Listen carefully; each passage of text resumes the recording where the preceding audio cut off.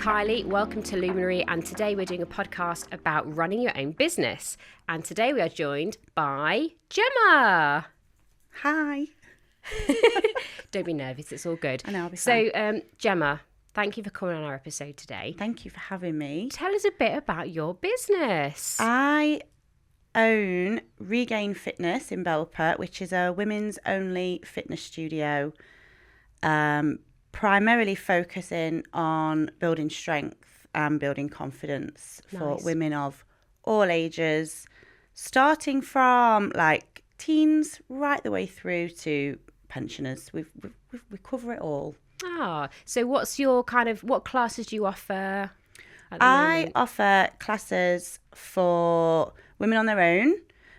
Again, they're like circuit-based classes, and then I do a rhythm class, which is essentially similar to the typical body pump, but just with my own little spin on it. Yeah. And then I have classes for mums with their toddlers and mums to bring their slightly older children. And then I also have Strong Girl Squad, which is for mums and teens, because it's really hard, I think, when you're a mum of teen daughters, to bond over something that isn't like shopping or getting your nails done, something that's always costs a lot of money. Like it's nice to bond over being healthy.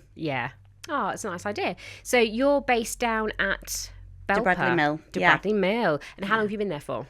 Not long. I say you're brand new, aren't you? I'm brand new. Yeah, it's very, very new to me. I think I'm in like my 6th week now. Wow. So it's really, really new. But I've been there since January, like obviously renovating it because it wasn't a bit of a bad way. So was fitness, did you do this before, or is this literally a brand new venture? Give us a bit about your history that led you to build what you have. Well, do you really want me to go into the depths of how this started? Go deep. I'm going to go deep. Right. Okay. So in 2020, I left an abusive relationship. Wow. Okay. And in that journey of leaving, taking the kids with me, starting fresh in Belper, I then started to grow in confidence, took a step into a gym and absolutely shit myself, and I was crying in the car park with anxiety, but eventually I learned to really, really love it, and it became a huge passion and a massive step into getting my sparkle back. And then it's been a huge part of my life now for 6 years, and then I got a job at a gym not very long ago, really, and then this opportunity to take on the studio just landed in my lap, and I said to myself, 2026 is a year of saying yes. So I was like, sod it, let's do it. So it's all been really new and quite overwhelming. I think I could imagine, but I think it's amazing the very fact that, you know, you've sort of spoken about going to a car park at a gym, being so anxious and worried to go there, that suddenly now you are being the person that people look to go for inspiration, support. And I think it's nice when you can have that relationship with people and you can explain to them, well, this is where I started. I know how you feel. And now look, I'm going to provide this space for you. Makes me go, oh, goosebumps. I know, it's nice, it's lovely. It? Yeah, because when they say they're anxious about going into a gym, I get it, because I've been there. And obviously the studio is a lot less intimidating than a gym. We've not got the huge machines, and we've got, you know, there's no men in there. It's just the girlies. So, I know there's obviously we do live in a world where it's all like inclusive, but I think sometimes having specific spaces for specific things is a great idea, because it's about boosting everyone's confidence and how they feel when they step in somewhere. Yeah, exactly. I think it's blooming amazing. Thank you. Really amazing. Thank you.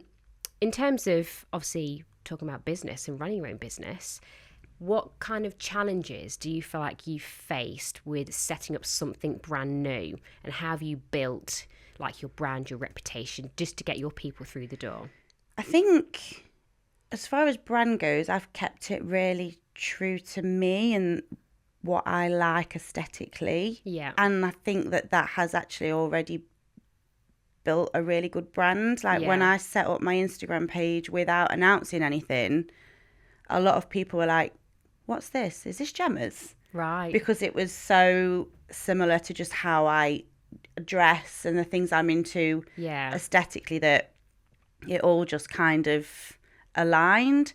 So brand wise, it's just me. And I think that if you can be really true to yourself and just stick to what you love. Yeah. That is essentially your brand, isn't it? I suppose it's what you're passionate about, and Yeah. you can really push that passion forward for certain things. Yeah.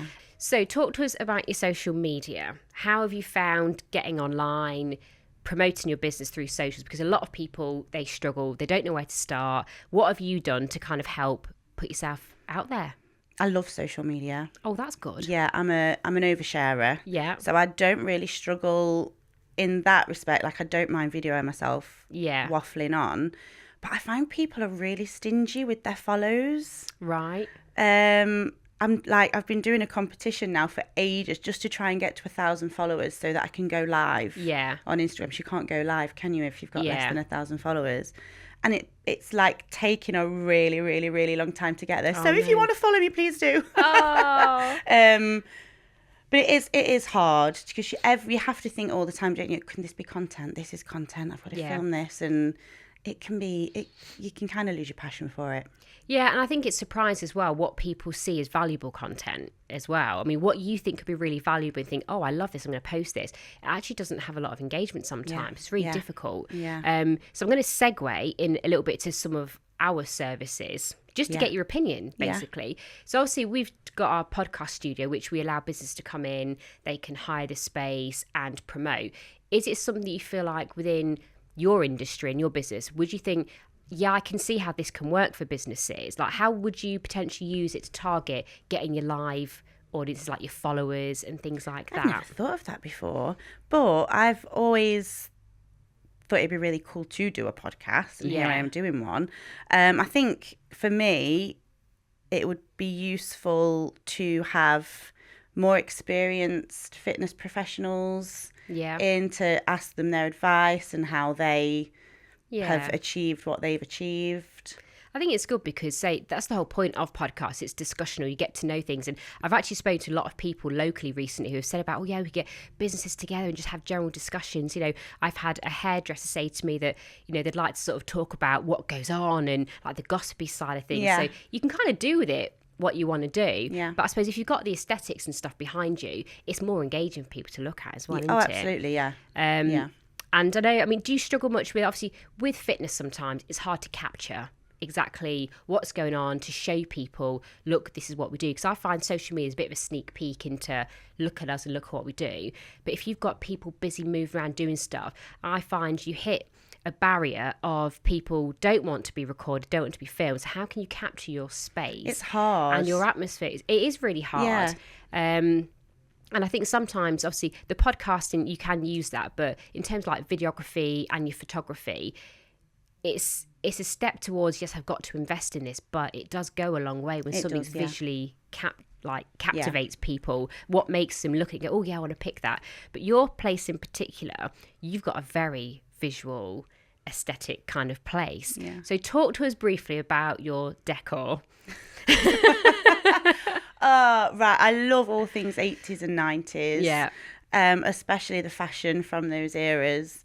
And the colours. I'm not a neutrals girl. I just love colour. Yeah. So I knew I wanted it to be a step away from the beige, and the gyms are very black, very, very dark with the overhead lighting, which is great when you want to pose in the mirror and you want to, you know, because it's showing all the muscles that you've worked hard for. Yeah. But that's not my target audience. Yeah. So it needed to be really bright, nostalgic. Yeah. And also somewhere that kids would come into and just be like, oh, this place is so cool. Yeah, I suppose because you have got such a broad age range of people that are coming through your doors, you want that to be safe and quirky. I mean, and fun. It wants to be fun. I think when I first saw like how you'd kit everything out, like with your pink floor, straight away, I think with the logo, I just thought Saved by the Bell. Yeah, that's it. Yeah, I've had and that. It took me straight back to all of that, and it was just such a fun, kind of bright, energetic space. And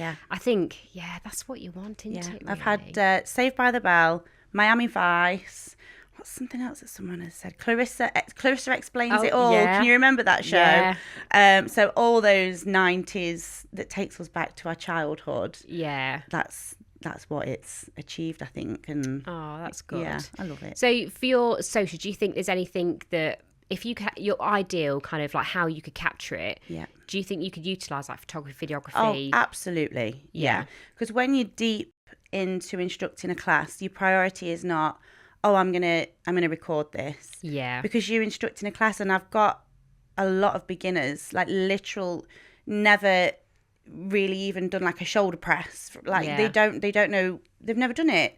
So I need to focus on making sure that they are not going to hurt themselves and that they're going to do it properly. Yeah. Then getting my phone and go, oh, hang on, let me just film you. And also, like you say, not everybody wants to be filmed. No. Especially when you're exercising. You feel vulnerable when you're exercising a lot of the time. Yeah, So, and I think from one class to the next, you get such a broad range, and you, as a business owner, have so much things to consider. You know, you're delivering the class, you're looking out for everyone's health and safety, you're trying to think about how you can capture that to promote and sell yourself, and it becomes a little bit chaotic in what to do. So I suppose if there are avenues and ways that you can get someone else to come in and do it for you, it's just better, isn't it? Yeah. But I know as a small business, sometimes it's quite difficult. Yeah. Have you got any things that you do to think, right, I'm going to post this today to promote? Is promotion something you often think about your business at the moment, or are you still kind of early? I just...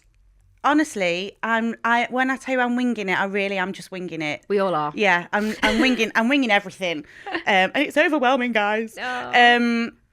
When it comes to like content, though, I kind of just I don't put pressure on myself to. I'm going to post on. I don't have like a content day. I haven't got time to have a content day, so it's just oh wow, the girls are smashing it. Let me just get a quick video. Yeah, and then I'll always say I'm just going to video you guys, or. You know, and if there's the kids involved, I'll always obviously ask. Yeah. Parents first. Yeah. So I've got a couple of mums that don't obviously want their babies' faces on show, which I completely respect. So it's just, I'll always just quickly be like, I'm going to video, and then a really quick, like 5-second blast around the room. It's so blurry. Yeah. But I suppose you've just got to flood the socials, haven't you, really? And yeah. I mean, it sounds like you've obviously built up quite a good community of people already in such a short space of time. Yeah. It's one of the things I noticed when I was sort of like looking at local businesses. I thought, you know, you've sort of come in really early and you've managed to really excel things quite quick. So well done, because I know how hard it is. Thank you.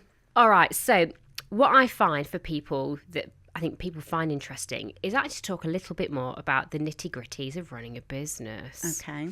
I think it's nice for people to know how much goes on behind the scenes. And I think sometimes, especially when you are a smaller business, things are taken for granted. That, you know, they rock up to this amazing space, fully kitted out, you're there, whistles and bells going to deliver what you need to.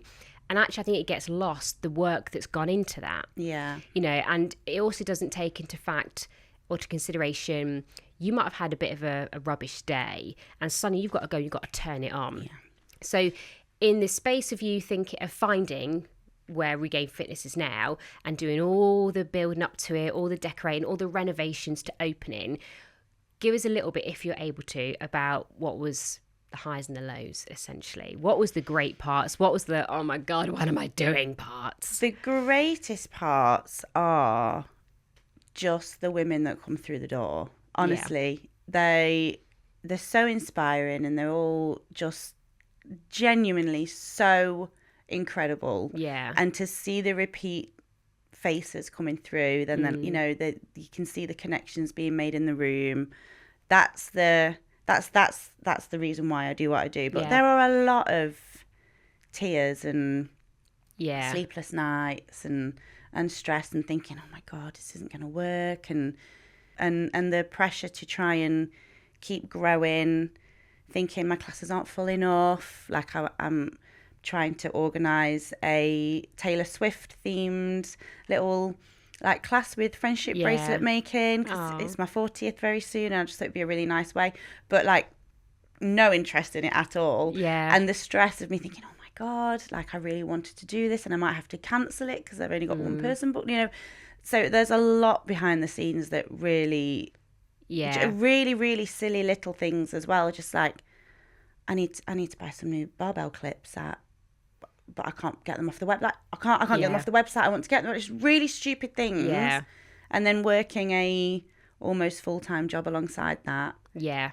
I think that's the difficult part, you know, especially, like I've always said, like within the fitness industry, unless you are a massive chain, there's not a lot of money to be made, and it is difficult, and you are very much riding and running that business off of pure passion and excitement. And like I say, you can have all these issues going behind the scenes, the financial stuff, is it going to work, all these doubts, but then you see your students walk through the door with their happy little faces, achieving great things, and suddenly nothing matters anymore. But it's actually then really hard because you are still running a business, and you've still got to think all the business stuff, the social media, the promotions, the bookings, everything, and all the payments. And it does become a lot. So I know for me, I found it quite nice to be transparent over the years and say to, you know, my community of students, look, I'm doing this because of this, and you get this because of it. It kind of, you're giving all the time. And we do it because we love to do it and we want to do it. And I think if we could do it and not have to pay or charge anyone, a lot of the time it's hard when you're a people pleaser as well, isn't it? You know, you're like, no, it's okay, don't worry about paying for this class if it's fine, but really like, no.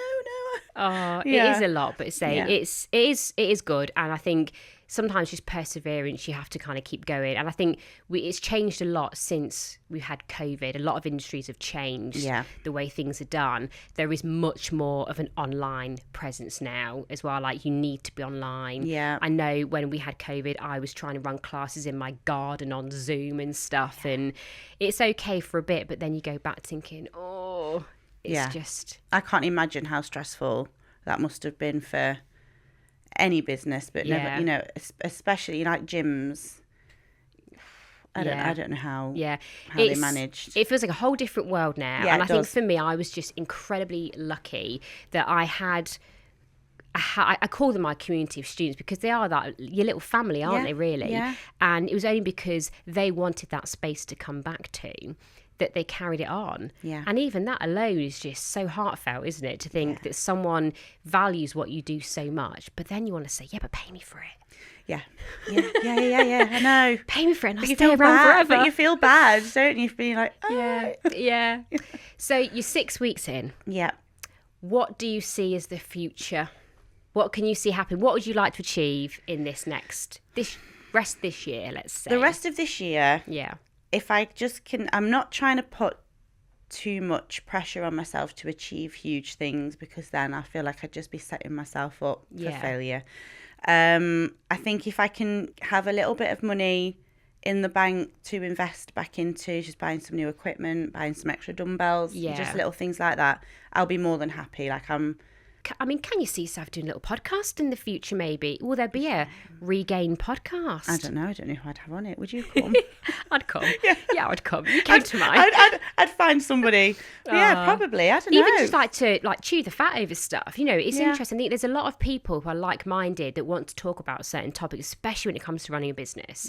And in terms of like getting your likes and your following, people want to hear real stuff. That's the thing that I'm noticing a lot more. They want to see that transparency. It's not all sunshine and rainbows all the time. They want to see real people. I think sometimes if you have a discussion on a podcast with like-minded people would tune and listen to it just because it's like, they connect, they relate to it. So I would hope one day there might be an opportunity. Absolutely. I've spoken to a lot of people in the area who said, like local businesses like get together, we can just like talk about stuff and what have you. And that's all it's about. Kiki. It's just discussional and stuff. So amazing. Well, thank you so much for coming on our episode. Thank you for having me. Before we finish, would you like just to quickly plug your social media and let our audience know where to find you? So you're down at De Bradley Mill. I'm down at De Bradley Mill in Belper. There's 3 hours free car parking. Wonderful. And the Instagram name is, because I did change it, it was Regain Belper, but it's now Regain Fitness Belper. Wonderful. And that is the Instagram. And the Facebook is the same. Fantastic. And the website is www.regainbelper.com, which has lists of all the classes that we do with full class descriptions, and it's quite easy to book. So wonderful. Easy peasy. Thank you very much. Thank you. Yay. Thanks very much. Thank you for joining Luminary for our latest episode. Our studio is available to hire. We have a variety of setups for you to choose from that best represent you or your business, and we can also tailor the lighting exactly to your look. Visit luminaryvision.co.uk and we hope to see you soon.